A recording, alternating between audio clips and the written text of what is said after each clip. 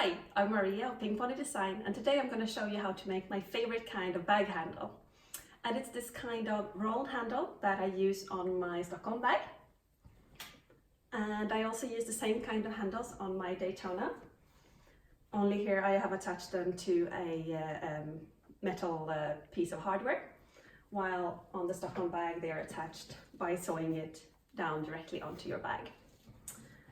And they look like this when they're finished, and they don't require any kind of interfacing. You don't use a rope or anything to get this kind of nice rolled look.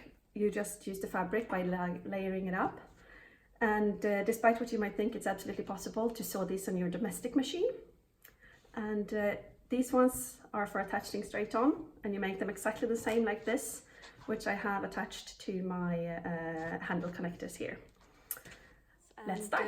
We start with a piece of vinyl, and it should be 22 inches long and 4 inches wide. I start by flipping it over so I get the wrong side up. With the help of my ruler, I make a mark in the middle. Oops, there comes my tape. I make a mark in the middle to help with the folding. Once I have my mark, I use my quilter's tape and I place a strip on each side, and I'm careful not to place it right next to the line, because then when we fold we will have to stitch on the tape, which we kind of want to avoid if we're using strong tape. And we also want to avoid getting tape on our sewing machine bed in case we don't manage to cover the tape exactly with our folding. So we remove the tape covers, and here when we fold, we don't, like you would think, fold exactly up to the line, but instead we leave a 1/16 of an inch to a scant 1/8 of an inch to, I'll show you why we do this when I'm done folding. And of course, when you do it like this, it's a little tricky to get it straight and nice, because I'm trying to keep my head out of the video here, so I'm sorry if it looks a little wonky. And we turn and we repeat, and we do exactly the same thing on the other side. Here we go. Once we have our fold, we can test fold it and see that this is a good distance. If it had been tighter, it would have been very bulky when I turned this, while now I can make a smooth and nice fold without any bulk, and that will also help us when we sew the next steps. Now, when we do the next fold to get our nice little handle, we do not want to use tape, because when we do the roll later, we want to be able to kind of roll the fabric a bit if it's needed. So for this step, I use clover clips. And you try to line up these edges perfectly, because that will save you time at the sewing machine, because we really want these edges to be perfectly neat when we make these kind of handles. And here now comes the little trick that will help us get extra neat handles. Here on the non-folded side, make a mark 3 inches from the end with a non-permanent pen. I use a friction pen because these I can just basically rub out of the vinyl, they don't stick. But I use a pen that will work on your fabric. And we make the same little mark here on this side, 3 inches up. Oi, sorry, I almost mismeasured. Anyway, now when we go to the sewing machine, we will start our seam here, and then about a scant 1/8 of an inch from the edge, we will sew way here, all the way down here, and then we will sew a stitch to close up our handle. All the way down here, we turn, and we finish our stitch here. We leave this section unsewn, because then when we later roll the handle, we don't have to match two seam lines. We just have to match the one stitch on the top and the one on the bottom we will get for free. Let's go to the sewing machine. And now when we are at the sewing machine and we're about to start sewing, I start by pulling at the bottom thread, because otherwise I risk getting that little rat's nest of threads at the bottom of my seam, and as that will be visible on these handles when they flop over, we need to make sure we catch them when we start the seam. And here we go, and I carefully make sure I'll start my seam exactly on the little mark we made. And we take a few stitches, and then we back up, and we start our seam.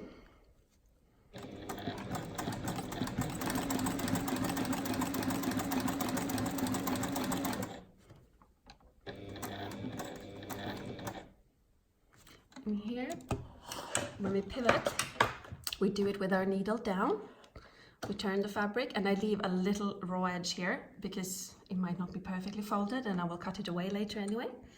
And with the needle down, I put my hump jumper or seam jumper, or what we're going to call it, in underneath my presser foot to make sure I have an even surface and remain perfect presser foot pressure, because otherwise the stitches might not get very nice. If you don't have a hump jumper or a seam jumper, you can just fold up some scraps to about the same height of your handle and place it underneath your presser foot instead. Also, it might worth mentioning that I'm working with a Teflon foot, since the normal metal foot will stick on the vinyl, which makes for very small and not very even stitches. I'm also working with a 100 needle, since we will be sewing quite a lot of layers. So to make sure it remains straight and catches the bottom thread, I have a sturdy needle. And we start.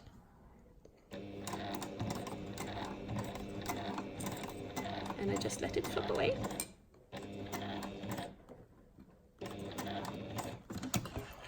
And then we do the same thing. We pivot again, put the seam jumper in, or hump jumper, or whatever we're going to call it in, and then we start our seam again.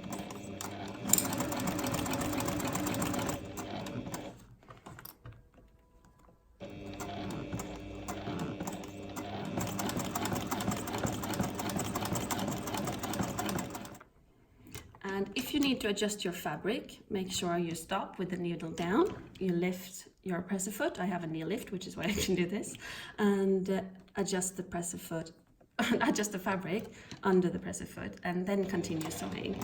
Don't pull at the fabric while you're sewing, as you might risk bending your needle, and that does not make for a very pretty result when you accidentally hit the needle plate and bam, your needle is off.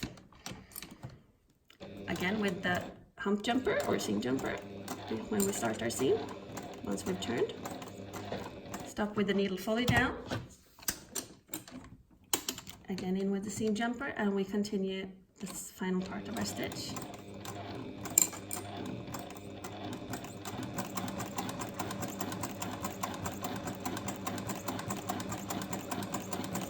And we sew our 3 inches, back stitch a few steps, and cut our thread. Now we trim the edge, so we make, because when you sew, they will never line up perfectly, so I take my ruler and I place it so that I get the same distance as I have here, about 1/8 of an inch. I line it up with my seam,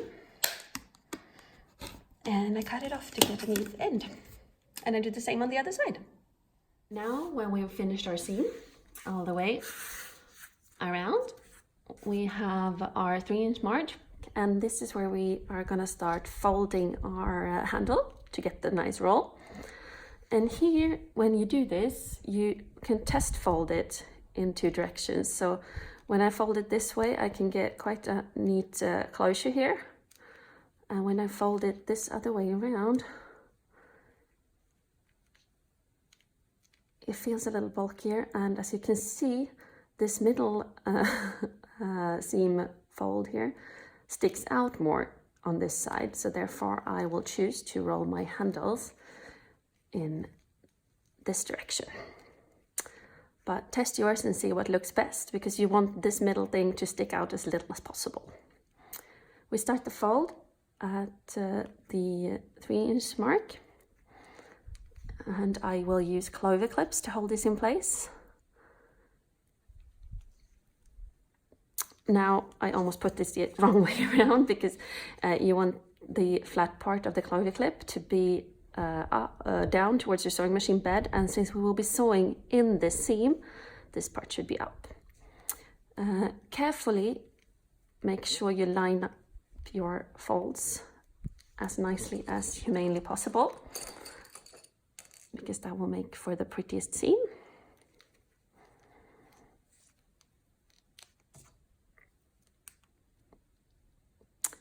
If you can, rather fold this part a tiny little bit over the bottom end, so it looks like this, rather than this, where you can actually see the bottom, because then you'll get a seam too far away from the edge. So make sure you rather fold it a little over the edge than a little under it.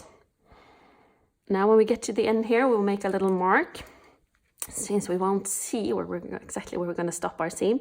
So we make a little mark on this side where we will be sewing, to know exactly where we're going to start and stop our seam. And then we do the same thing on this side. So that was a little hard to see. So here we make a little mark, and then we go off to our sewing machine. And now we do the same thing as last time. We catch our bottom thread before we start, to ensure we don't get that rat's nest of threads when we start our seam. We take our rolled handle and we carefully raise our presser foot as high as we can.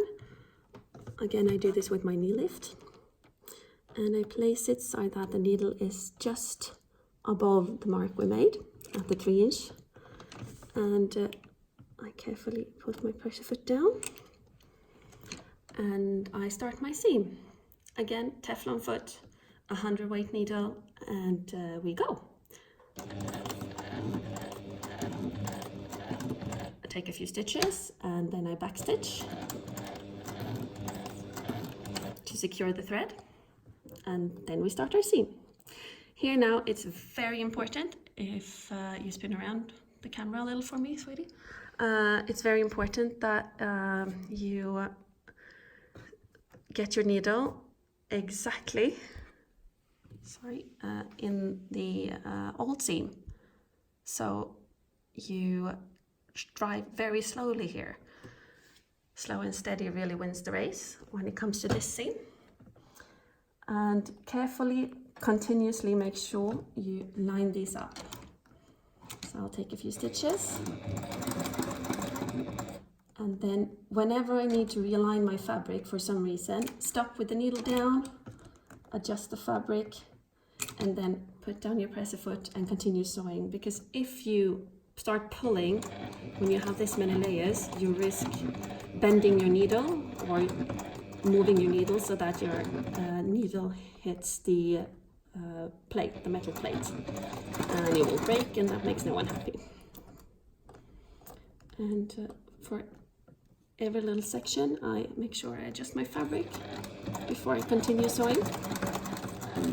Now we're almost at the end here. I have removed my final clip, and I also have my little mark here that we made, and I will sew all the way up here. And because I know I will get this question, and that is, can I make these handles on my domestic machine? And yes, the answer is yes. I made all my bags up until a year ago on my domestic Genome sewing machine. So it's absolutely possible to make these handles on your domestic machine. You just have to play around with the settings a little, get the right tools like a Teflon foot or a walking foot, depending on your machine's preference, and the right needle. I might make a video on that too later. Anyway, here we are, we stop, I have secured the thread, and we cut. And here we have our rolled handle. It will look like this. And I'm going to trim these threads later, but as you can see, it's a really pretty result.